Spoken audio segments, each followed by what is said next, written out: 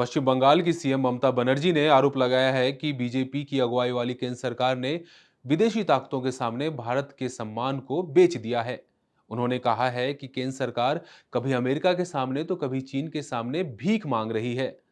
उन्होंने दूसरे राज्यों में बंगाली प्रवासियों पर हमले से संबंधित सरकारी संकल्प पर राज्य विधानसभा की चर्चा में भाग लिया। साथ ही उन्होंने आरोप लगाया कि बीजेपी की तानाशाही वाली मानसिकता है। बीजेपी पश्चिम बंगाल को अपना उपनिवेश बनाना चाहती है।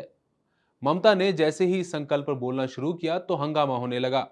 उन्होंने कहा कि बीजेपी ने विदेशी ताकतों के सामने भारत की प्रतिष्ठा को बेच दी है। केंद्र सरकार चीन और अमेरिका के सामने गिड़गिड़ा रही है। सीएम ममता ने आगे कहा कि वो लोग देश नहीं चला सकते, राष्ट्र के हितों की रक्षा नहीं कर सकते, फिर भी हमें उपदेश देने की हिम्मत रखते हैं।